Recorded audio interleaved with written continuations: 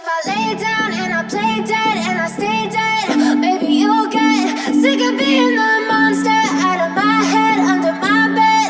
Think you're something out of my nightmares, standing right there. But if I lay down and I play dead and I stay dead, then will you get bored of killing me?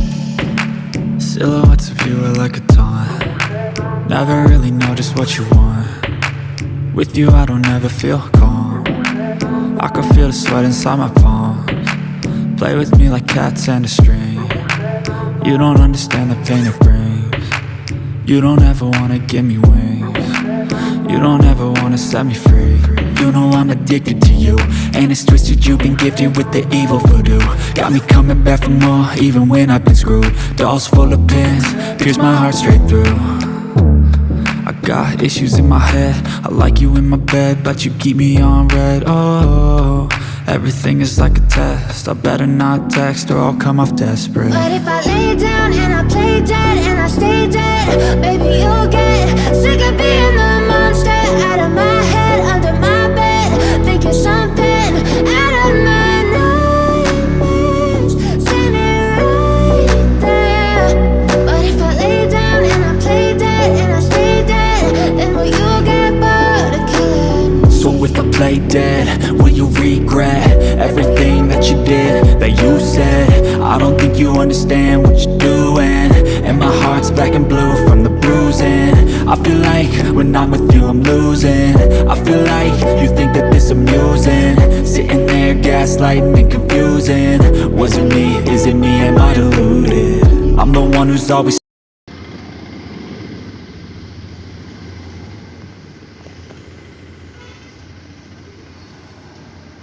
Hello ji, Ram Ram. कैसे हैं आप सब लोग। तो अभी जैसे कि आपने देखा कि मैं अभी शॉपिंग करने गई थी और आज मैं जा रही हूँ घर वापस। डॉक्टर से हम मिल लिए थे और डॉक्टर ने क्या बताया उसके बारे में आपको मैं डिटेल में बताऊँगी।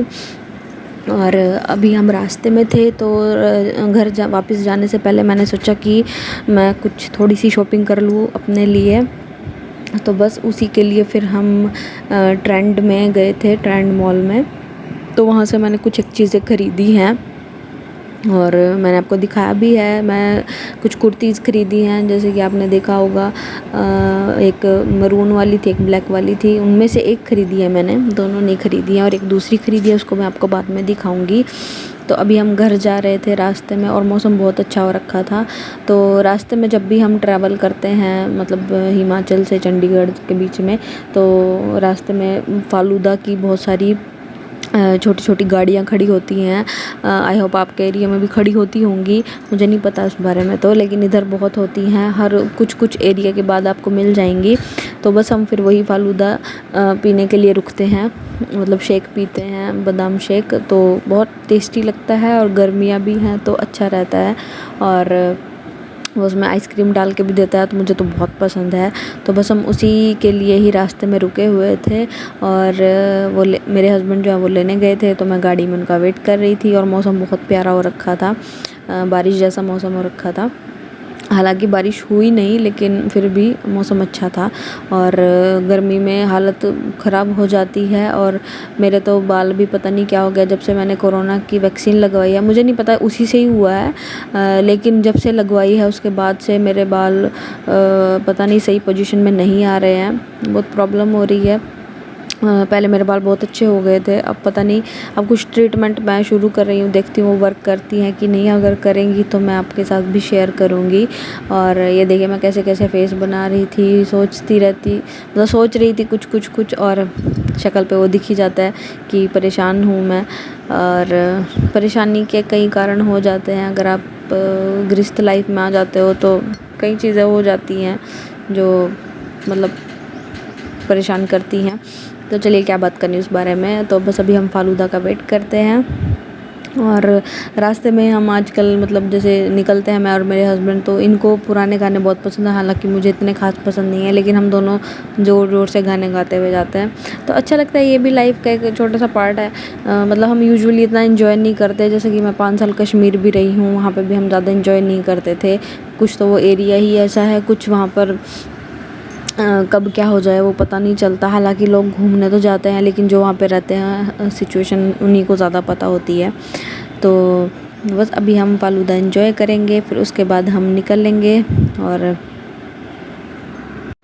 सफ़र थोड़ा सा ही रह गया था, एक डेढ़ घंटे का रह गया था। तो यहाँ पर मैं घर आ चुकी थी, और घर आते ही सबसे पहले मैंने दूध को बॉईल किया, क्योंकि मम्मी जो है जब भी मैं जाती हूँ तो मम्मी मुझे घर का दूध दे देती है, मतलब बांध के, ताकि फिर मुझे मार्केट से ख़रीदना नहीं पड़ता। हमारे घर पे गाय रखते हैं तो उस चीज़ का मतलब एक फ़ायदा हो जाता है, और शुद्ध अगर दूध मिल रहा है तो उससे बड़ी बात ही क्या। तो यहाँ पर जैसे कि मैंने आपको पिछली वीडियो में बताया था, अगर आपने नहीं देखी है तो प्लीज़ देख लेना। उसमें मैं साबूदाना भिगो के तो चली गई थी, लेकिन वो हुआ नहीं था सॉफ्ट, तो फिर मैं रख के चली गई थी कि आके मैं बना लूँगी। तो मैंने इसको फ्रिज में रख दिया था। तो आप जब भी खिचड़ी बनाओ साबूदाने की, तो उसको किसी छलनी में जैसे मैंने रखा उसको रख दो, ताकि सारा पानी जो जितना मॉइस्चर है वो निकल जाए। तो यहाँ पर मैंने प्याज टमाटर लिए हैं, ताकि साबूदाने की खिचड़ी में आप बहुत सारे एक्सपेरिमेंट कर सकते हो अगर आपके पास सामान है काफ़ी सारा।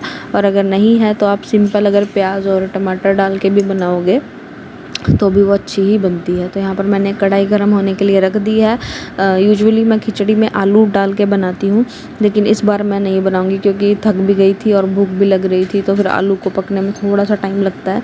तो मैंने सोचा कि सिंपल प्याज टमाटर डाल के मैं भून लेती हूँ। और मेरे पास कुछ नमकीन पड़ी हुई थी, तो मैं नमकीन डाल के जो है खिचड़ी बनाऊंगी।